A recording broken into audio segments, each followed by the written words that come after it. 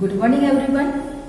Today we will discuss hydroxyl value or acetyl value of oil and fat. और ये जो है demand पर आया हुआ है, हमको कमेंट्स पर आया, तो उसके लिए हम यहाँ पर आज ये आप सभी के लिए ये वीडियो बना रहे हैं। और कुछ ही समय बाद कुछ ही दिनों में हम दिवाली सेलिब्रेट करने वाले हैं, तो आपको दीपावली की ढेर सारी शुभकामनाएं। सबसे पहले हम हाइड्रोक्साइल वैल्यू ऑफ फैट और ऑयल की बात करेंगे, तो इसका डिटर्मिनेशन सीखते हैं कि ये एक्चुअल में क्या है। ऑयल या जो फैट होते हैं उसमें होते हैं triglycerides of higher fatty acids. तो इसका कोई फॉर्मूला जब देखते हैं तो हम सबसे पहले बनाते हैं ग्लिसरॉल का फॉर्मूला। तो ग्लिसरॉल का फॉर्मूला होता है CH2OH, CHOH एंड CH2OH। ये हमारा ग्लिसरॉल। और इसके बाद हम लेते हैं हायर फैटी एसिड्स। तो हायर फैटी एसिड्स में हमने यहाँ पर उसको डिनोट कर दिया R से, उसमें stearic acid, palmitic acid, oleic acid कुछ भी हो सकता है, तो उसको हमने R से डिनोट किया। और इसके बाद यहाँ पर C+OH, ये यहाँ पर रिएक्शन देखते हैं कि this is glycerol, this is glycerol. और ये आपका higher fatty acid, higher fatty acid. अब इसमें हमने यहाँ पर जो हायर फैटी एसिड में हमने R लिया हुआ है, और R means higher fatty acid में stearic acid, palmitic acid, oleic acid कुछ भी हो सकता है। तो इनका आपस में रिएक्शन देखते हैं। तो रिएक्शन के लिए हम यहाँ से OH को रिमूव करते हैं, OH को रिमूव करते हैं, OH को रिमूव करते हैं, और यहाँ से हम H को, क्या प्रोडक्ट बनेगा वो हम देखेंगे।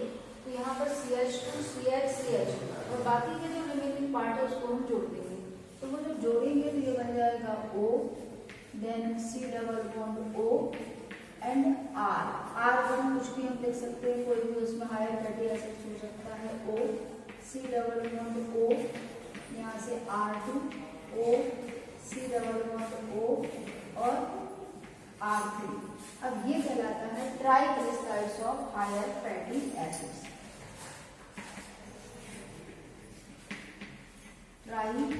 Triglycerides of higher fatty acid, higher fatty acid. अब ये जो हमारा R वाला पार्ट है, मतलब जो भी हमारा जिसमें हमने अल्काइल ग्रुप लगे हुए हैं, इसमें प्रेजेंट होते हैं हाइड्रोक्साइल ग्रुप, हाइड्रोक्साइल ग्रुप इनमें प्रेजेंट होते हैं हाइड्रोक्साइल ग्रुप। उन हाइड्रोक्साइल ग्रुप का हमको निकालना है वैल्यू कि हम किस तरीके से कितने उसमें हाइड्रोक्साइल ग्रुप प्रेजेंट है, वो हम यहाँ पर कैलकुलेट करेंगे। तो अब इसका कैलकुलेशन किस तरीके से होगा, क्या होगा, वो हम देखते हैं। तो इसमें सबसे पहले तो हम क्या करते हैं, इसमें जो प्रोसेस कराना है वो है कि हमारा जो भी ऑयल सैंपल है उसका हम करते हैं एसिटाइलेशन। तो एसिटाइलेशन करने के लिए हम उसमें सिलेक्ट करते हैं एसिटिक एनहाइड्राइड। तो ये तो हो गया हमारे ये ऑयल के अंदर प्रेजेंट है। अब इसका हम करेंगे एसिटाइलेशन। तो एसिटाइलेशन में हम सिलेक्ट करते हैं एसिटिक एनहाइड्राइड। तो एसिटिक एनहाइड्राइड का फॉर्मूला किस तरीके से बनेगा देखिए। देखो CH3COOH, CH3COOH, this is acetic acid. अब यहाँ से 2 मॉलिक्यूल में से हम जब 1 मॉलिक्यूल ऑफ वाटर का रिमूव कर देते हैं, तो 1 मॉलिक्यूल हमने वाटर का रिमूव किया तो हमारा बन जाएगा CH3COO, CH3CO, और ये वाला जो O है वो यहाँ पर आपस में जुड़ जाएगा। यानी H2O का मॉलिक्यूल जब आप निकालोगे तो आप यहाँ से OH और यहाँ से H, इस तरीके से ये रिमूव होगा। This is acetic anhydride, acetic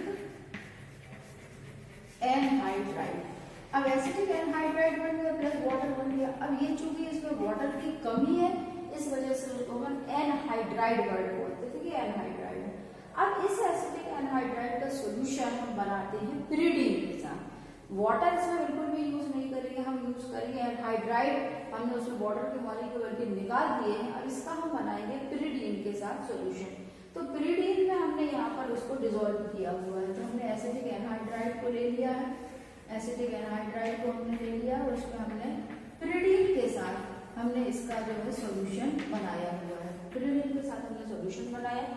अब उस सॉल्यूशन को लेकर के हमने ऑयल के साथ उसको क्या किया है, रिएक्ट कराया है।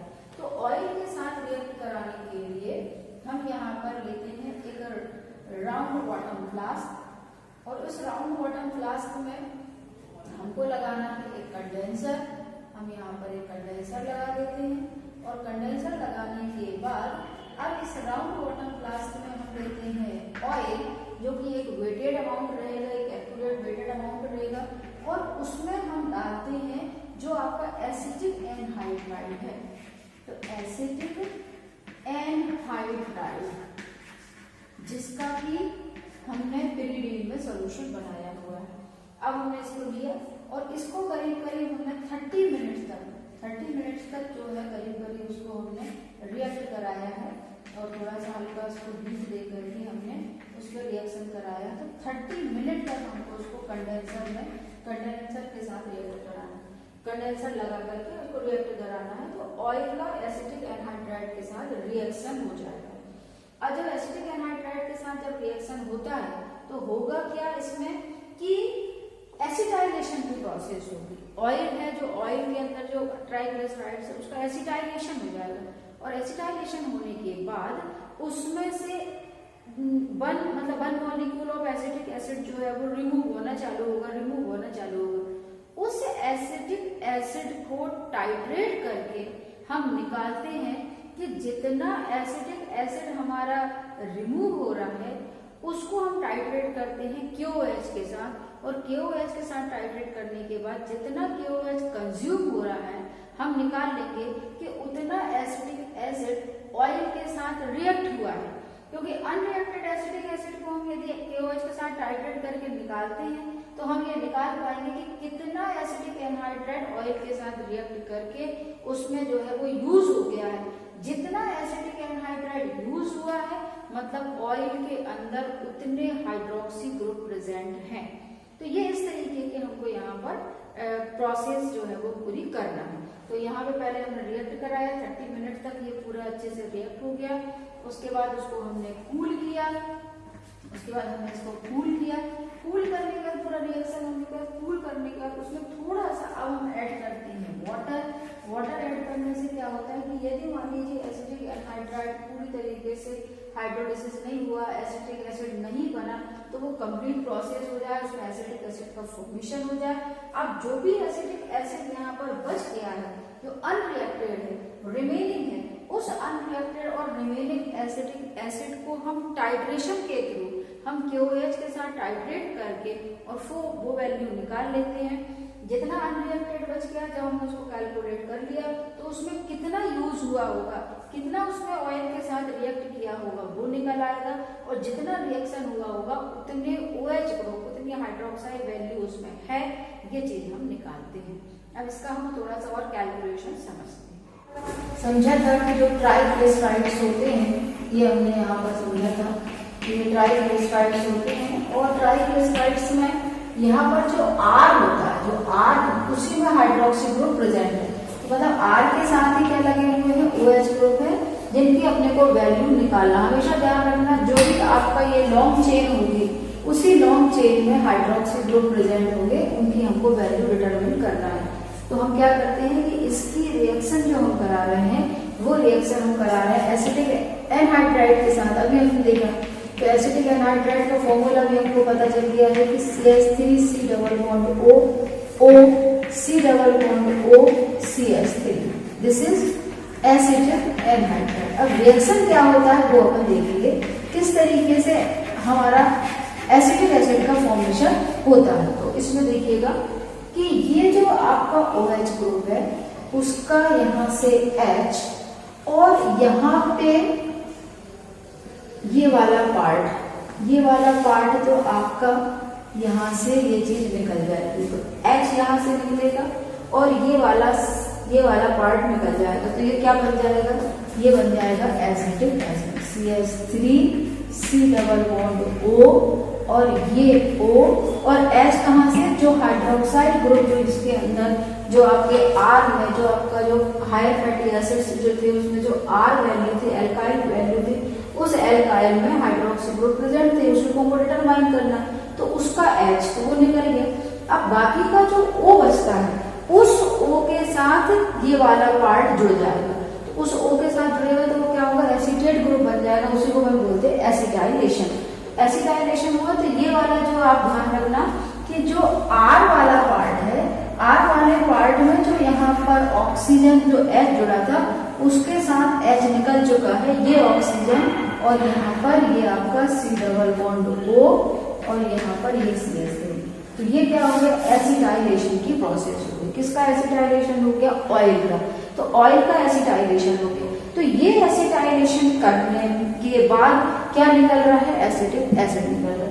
ये एसिटिक एसिड कितना फ्री होगा, जितना फ्री होगा वो एसिटिक एसिड उसको हम कैलकुलेट कर लेंगे, तो उसको टाइट्रेशन के थ्रू KOH के टाइट्रेशन के थ्रू हम कैलकुलेट कर लेंगे, और जब वो कैलकुलेशन हो जाएगा तो हमको समझ में आ जाएगा कि ये जो हमारा ऑयल है उसमें कितने हाइड्रोक्सी ग्रुप प्रेजेंट हैं। तो इस एसिटिक एसिड को हम जो चूंकि ये निकल रहा है, ये बच रहा है, इसको हम टाइट्रेट करते हैं KOH के साथ। अब उसकी प्रोसेस देख लेंगे KOH के साथ हमको किस तरीके से टाइट्रेट करना है। इसमें हम जो टाइट्रेशन करेंगे वो दो प्रकार से करेंगे, एक करेंगे हम ब्लैंक टाइट्रेशन और एक के साथ हम करेंगे सैंपल के साथ। तो जो प्रोसेस हमने ऑयल के साथ किया है ना, उसमें हमने ऑयल नहीं डाला, सिर्फ ब्लैंक है, मतलब एसिटिक एनहाइड्राइड ही उसमें जो है वो पूरी तरीके से यहाँ पर मतलब प्रेजेंट है, यूज ही नहीं हुआ है। तो वो यूज ही नहीं हुआ है तो उसमें क्या है, एसिटिक एसिड क्या है, बहुत सारे बनेंगे, क्योंकि वो यूज ही नहीं हुआ तो बहुत सारे एसिटिक एसिड बनेंगे। तो उन एसिटिक एसिड का हम KOH के साथ रिएक्ट करके और जो भी उसको निकाल लेंगे। और दूसरे उसमें हम साइड पे क्या कर रहे हैं कि जो ऑयल के साथ हमने एसिटिक एसिड को, एसिटिक एनहाइड्राइड को हमने यूज कराया था, उसके बाद एसिटिक एसिड जो प्रोड्यूस हुए आफ्टर रिएक्शन उनका हम टाइट्रेट करा रहे हैं। तो यहाँ पर ये जो आपका आफ्टर एसिटाइलेशन जो भी यहाँ पर KOH की वैल्यू यूज हो रही है, तो स्वाभाविक सी बात है कि आफ्टर एसिटाइलेशन एसिटिक एसिड कम बनेगा, और यहाँ पर चूंकि यूज ही नहीं हुआ इसलिए एसिटिक एसिड का फॉर्मेशन इसमें बहुत ज्यादा रहेगा। तो अब यहाँ पर ये हमने यहाँ जो भी रीडिंग्स आई है वो रीडिंग्स जो है यहाँ पर ये हमने वैल्यूज जो है वो निकाली हुई है। अब इसके बाद हमारे पास एक फॉर्मूला है, उस फॉर्मूला में हम वैल्यू रखेंगे, hydroxide value is equal to 56.1, ये क्या है, molecular weight of KOH into n means normality of KOH। इसके बाद अगर इसमें हम करेंगे VB, मतलब ब्लैंक के साथ KOH कितना कंज्यूम हुआ, माइनस VACET, मतलब वॉल्यूम कंज्यूम आफ्टर एसिटाइलेशन। तो आफ्टर एसिटाइलेशन जितना भी वॉल्यूम एसिटिक एसिड का रिमेनिंग था उसको हमने KOH के साथ टाइट्रेट किया, और इसके बाद ये जो है ब्लैंक में से हमने उस वैल्यू को माइनस किया, और अपॉन में रहेगा वेट ऑफ ऑयल सैंपल। जो एसिटाइलेशन के लिए हमने ऑयल सैंपल सिलेक्ट किया हुआ है उसका वेट कितना है, कितना ऑयल हमने दिया हुआ है वो। तो जब हम इनमें पूरी में वैल्यूज पुट कर देंगे, ये नॉर्मेलिटी ऑफ KOH की नॉर्मेलिटी 0.1 है, तो 0.1 पुट कर दिया, ये मॉलिक्यूलर वेट है। ये ब्लैंक की रीडिंग है, ये आफ्टर एसिटाइलेशन की रीडिंग है, ये वेट ऑफ ऑयल। अब जब इस पूरे फॉर्मूला में हम वैल्यू पुट करेंगे, इसके बाद इसमें एक चीज और ऐड करना है, एसिड वैल्यू। एसिड वैल्यू जो है वो हमने इसका टोटल एसिड वैल्यू कैसे निकालते हैं, उसको हम सेपरेट निकालते हैं। उसके लिए बहुत अच्छा वीडियो मैंने, बहुत ही इंफॉर्मेटिव, एकदम एक एक पॉइंट्स आपको क्लियर होंगे, वो पूरे वीडियो हमने डाला हुआ, उसको आप जरूर देखिएगा और उससे आप एसिड वैल्यू निकालना सीख लीजिए। तो जो एसिड वैल्यू की वैल्यू आएगी उसको आपको यहाँ पर प्लस करना होगा। जब आप प्लस करेंगे जो भी वैल्यू आएगी that is hydroxide value. I hope इसके कॉन्सेप्ट आपको क्लियर हुए होंगे। कहीं पे भी कोई भी डाउट है आप उसको कमेंट सेक्शन पे लिखिए, मैं जरूर कोशिश करूंगी पूरी तरीके से कि आपको ढेर सारी इंफॉर्मेशन दे सकूं, आपके अकॉर्डिंग, आपकी चॉइस के अकॉर्डिंग मैं वीडियोस बना सकूं। Good luck.